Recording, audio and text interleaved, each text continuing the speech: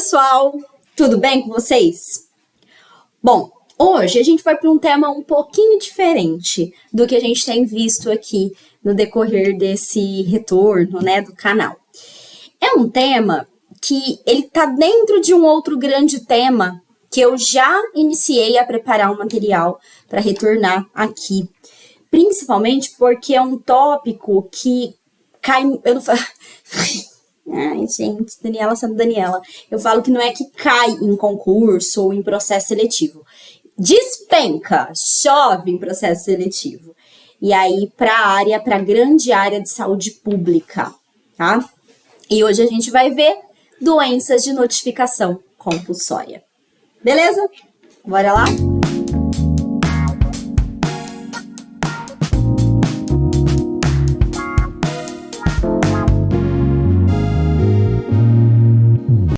Bom, vamos lá então. A gente vai discutir um tema, como eu disse, está dentro da grande área de saúde pública, apesar de notificação compulsória, não envolver... Aliás, isso é muito importante.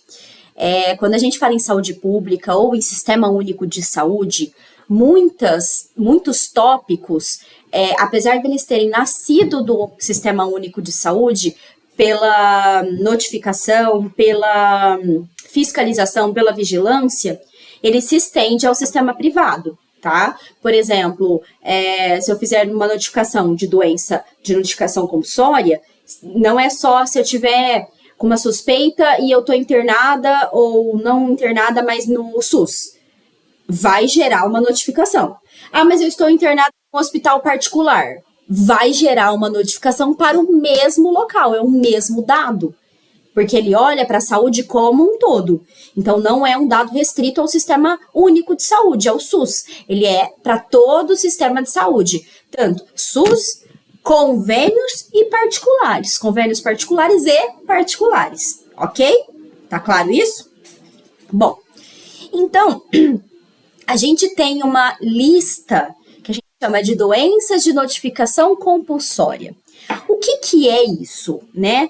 Bom, primeiro é uma lista, ok, tá, chovendo molhado. Mas por que existem doenças que compõem essa lista e doenças que não compõem essa lista? Como notificação compulsória, ou seja, notificar é informar e compulsória é porque é obrigatório. E dependendo da doença, tem prazo para a gente notificar. Ah, Dani, eu notifico só quando eu tenho um paciente com essa doença? Eu notifico também quando eu tenho suspeita dessa doença, para vocês verem como é delicado esse assunto. Mas por que eu tenho que fazer isso? Por que essas doenças estão nessa lista? São doenças, em primeiro momento, que são não é mais graves em si, mas elas podem impactar mais pessoas. Eu acho que é bem isso. Se eu não intervir de forma rápida, eu posso perder a pessoa, perder a vida dessa pessoa, e ela me indica, é um indicador de que tem mais pessoas em situação de risco, certo? Vocês vão entender por que olhando as doenças. Mas dando um exemplo, acidentes com animais peçonhentos. Eu tive uma picada de escorpião.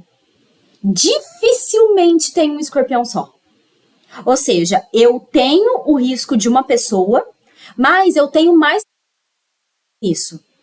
Por quê? Porque o risco está lá.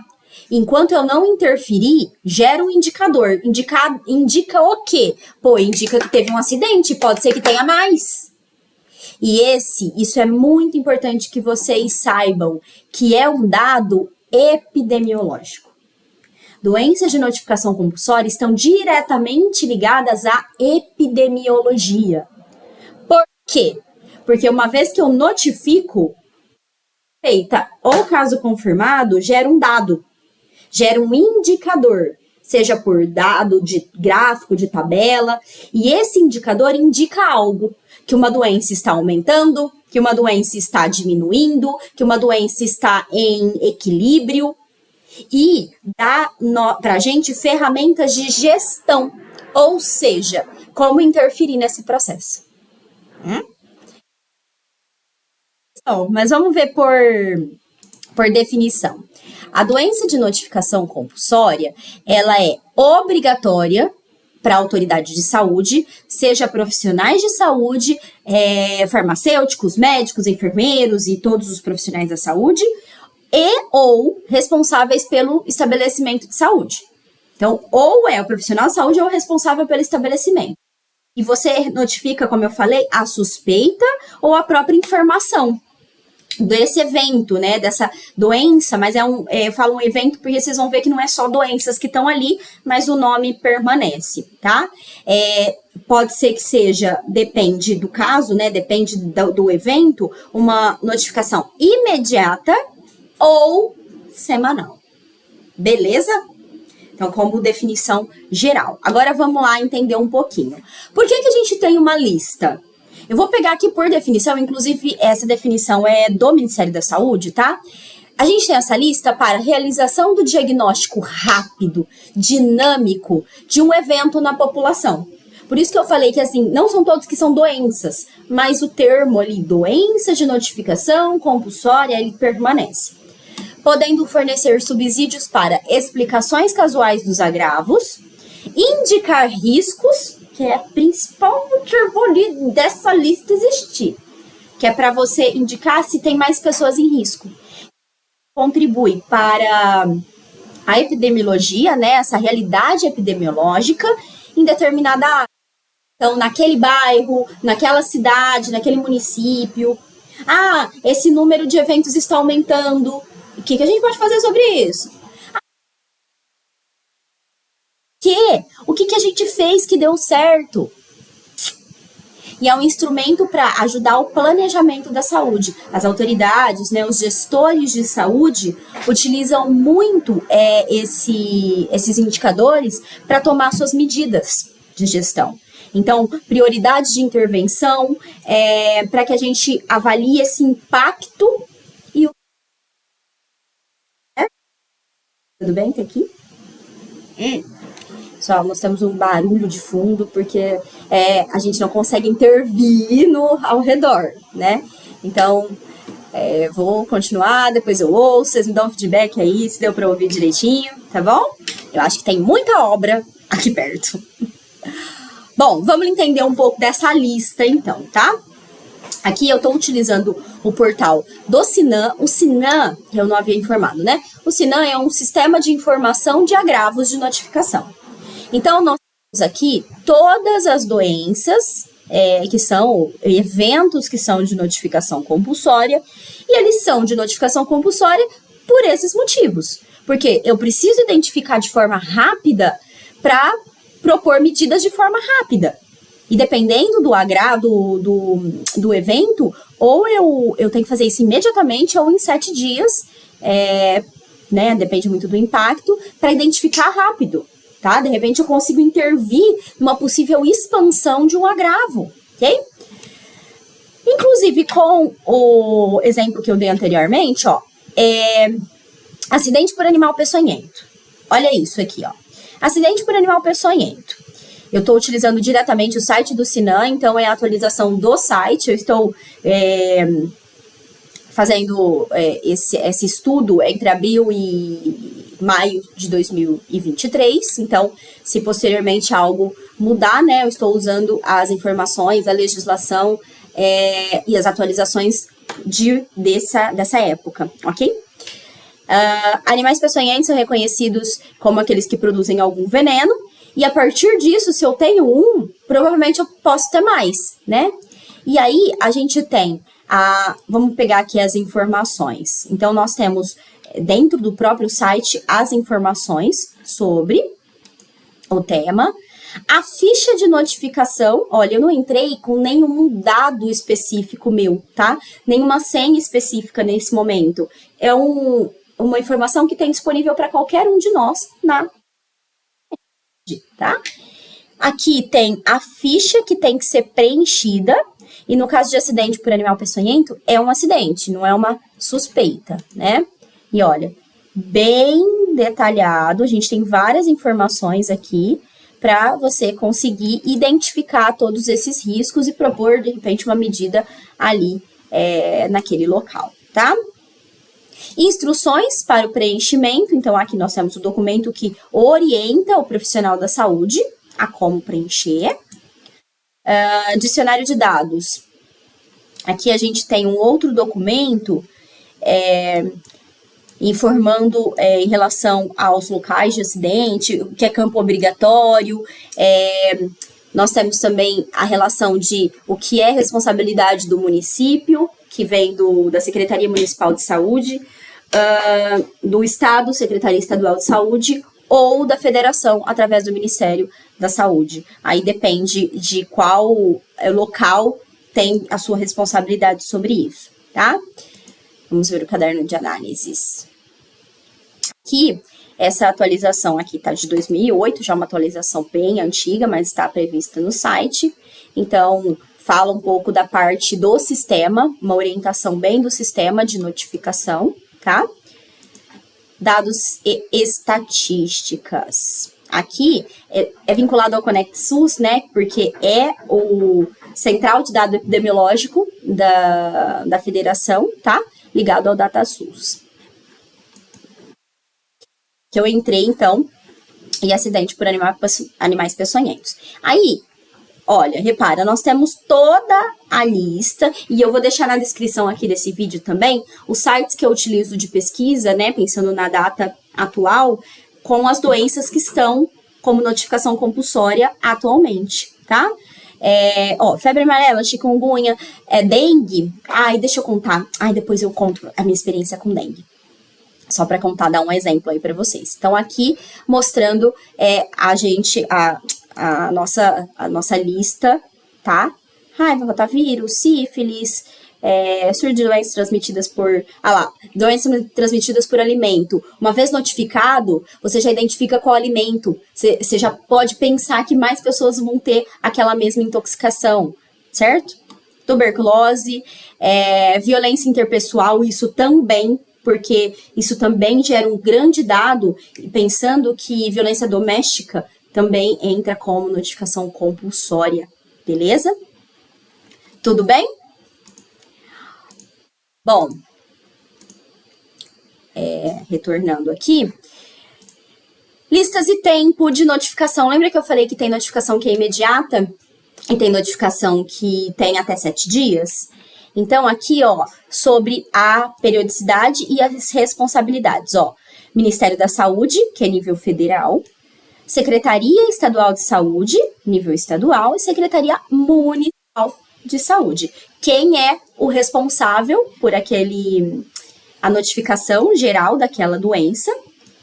Dengue, o caso de óbito, tem o suspeito, tem o confirmado, tem os óbitos. Então, aqui também tem toda a violência doméstica que eu comentei, violência sexual, tentativa de suicídio, tuberculose, já tinha falado, sífilis, sarampo, e aí, deixa eu voltar aqui,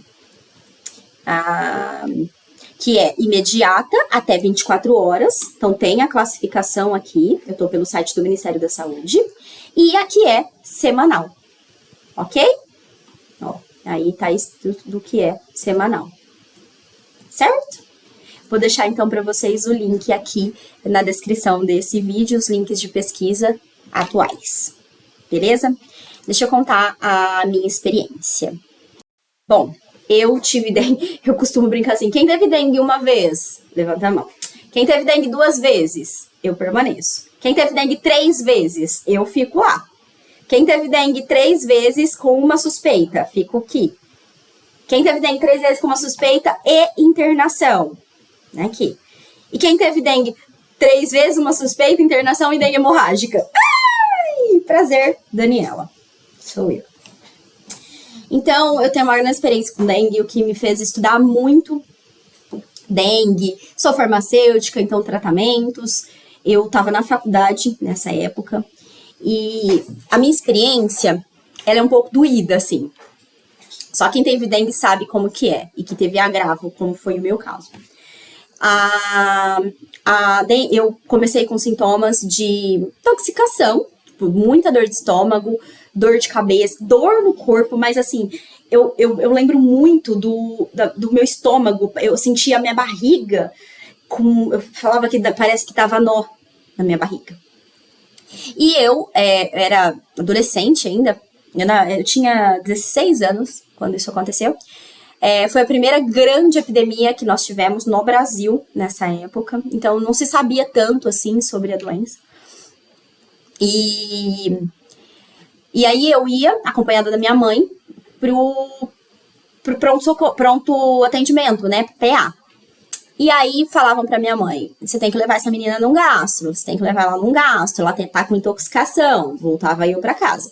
Nada melhorava, só piorando. Esse processo foi de 3 a 4 dias, eu buscando diariamente pronto atendimento. A última vez que eu fui, inclusive foi aqui na minha cidade, né, sou de Ribeirão Preto, num hospital, no pronto atendimento num hospital. Na época, eu tinha um convênio da empresa do meu pai. Então, como eu tinha 16, eu ainda tinha direito, depois ainda entrei na faculdade, ainda permaneci com direito, né? Porque estudante de graduação. Então, convênio particular, assim, convênio da empresa, né? Isso que eu quis dizer. E a gente já muito nervosa, eu só piorando, minha mãe muito nervosa, né? Ela falou assim, será que não... Minha mãe falou pra médica que me atendeu, será que não pode ser dengue? E a médica falou assim, não é dengue, esse é um caso de intoxicação, você tem que levar essa menina num gastro. Mais uma vez. E aí, minha mãe falou assim, mas você pode, já nervosa, mas você pode pelo menos pedir um exame? Aí ela falou, não, o exame eu vou pedir. Beleza, corta para Daniela, tomando soro, porque eu já tava no nível de desidratação, né? Tomando soro, a maca, eu me lembro perfeitamente, sou uma pessoa visual. Eu lembro da maca encostada na parede, no pronto atendimento. E aí volta a médica, 2 horas depois, mais ou menos, que deu o tempo do exame, com uma pranchetinha na mão, falando assim, então, mãe, não chama minha mãe de mãe. Eu tô, nossa senhora, ficando mais nervosa ainda. Então, nós olhamos 3 critérios para fechar um diagnóstico de dengue no exame de hemograma. E ela fecha os 3. Então, é dengue mesmo. Já no diagnóstico de dengue, eu já comecei a ficar mais ainda acelerada. Quem me conhece sabe como que eu sou. E ela falou assim, só que o nível, né, as minhas plaquetas estavam muito baixas, eu estava com hematócrito muito alto, estava com desidratação. Então, a gente vai internar ela. Primeira vez que eu internava, e única até hoje. E eu lembro que a maca batia na parede, fazia assim, ó. De tanto que eu tremia com susto e internação. E foi assim, fui internada e continuava piorando. Começou a hidratação, foi hidratação direta, eu tenho alguns traumas disso, porque eu estourei todas as veias, acabou, estourou, perdi veia, tanto que até hoje é muito difícil pegar minha veia. Vim com acesso na mão, tive alergia, enfim. Tomava soro oral também, que eu tenho um trauma disso, porque ele era muito ruim. E 2 dias depois, teve o diagnóstico de dengue hemorrágica. Eu não tive hemorragia, porém, eu tinha a probabilidade de. Fiquei com todos os locais muito irrigados, né, muito vermelho. Petequias, que são as pontinhas todas vermelhas no corpo. Mas eu tô contando isso para chegar aonde eu vou chegar agora. Que eu recebi no hospital a visita de um fiscal da vigilância epidemiológica. Por quê? Como eu já não era mais a suspeita, eu só com a suspeita, eu já entraria como um caso de doença de notificação compulsória por suspeita de dengue. E aí depois eu tive a confirmação, eu já internei confirmada. Então eu tive a confirmação de um caso suspeito de dengue, de um caso de dengue, ponto. E depois eu tive a confirmação de dengue hemorrágica. E aí eu recebi no hospital a visita do fiscal da vigilância epidemiológica. Eu estava num hospital de convênio, eu não estava num hospital do SUS. Por isso que eu comecei a aula, a discussão falando sobre isso. Eu gerei um dado, na verdade eu gerei vários com essa estatística, e era uma menina de 16 anos, que tinha agravado, né? as tias de outra cidade, todo mundo ajoelhando, né? Porque era uma menina que estava com dengue hemorrágica. E na época, casos de dengue hemorrágica, hoje, eles continuam graves. Mas antes, ainda um pouco mais de desconhecimento, porque já faz um tempo isso, as pessoas faleciam, morriam. Então, assim, houve uma movimentação na minha família sobre o caso. E aí, o fiscal me fez uma série de perguntas para entender por onde eu passava, qual era a minha rotina, para eles identificarem da onde foi. Porque, assim, dengue, Aedes aegypti, é um mosquito. Eu preciso identificar da onde está vindo. Notificação compulsória. E aí, eles chegaram que poderia ter sido do meu bairro, né? Da minha casa, ou ao redor. E, na época, eu fazia faculdade, eu fazia no campus da USP, e campus, mato, mosquito. E aí, fez toda a entrevista comigo, eu já tinha sido gerado um dado, e eles foram investigar. Então, eles foram nesses 2 locais que eles chegaram, e, de fato, eles encontraram no meu vizinho de trás um foco de criação, né, criador de mosquito da dengue, e no campus. E na época, teve um vizinho meu da outra rua que teve também na mesma época. Olha a geração de dados te informando. E no campus também. No campus também teve alunos que tiveram diagnóstico de dengue. Eu fui a única hemorrágica, mas teve mais diagnósticos. Então, olha a importância da notificação compulsória. Eles identificaram, foram no local e propuseram a medida. Porque aí, para exterminar os criadores do mosquito. Então, eu quis contar um pouco dessa experiência para vocês entenderem. A saúde é única. Só que quem toma conta do dado, se você está no particular, no convênio particular, quem toma a conta do dado é o SUS. Então, mais uma informação assim. SUS não é só a fila, né? O SUS tem várias outras implicações na vida de qualquer um de nós enquanto cidadão brasileiro, ok? Não só brasileiro. Se você é estrangeiro que está aqui no território, também entra como essa estatística, ok? Tudo bem, gente? Então é isso. Muito obrigada. Espero que vocês tenham entendido mais um pouco do porquê das notificações compulsórias. Até o próximo!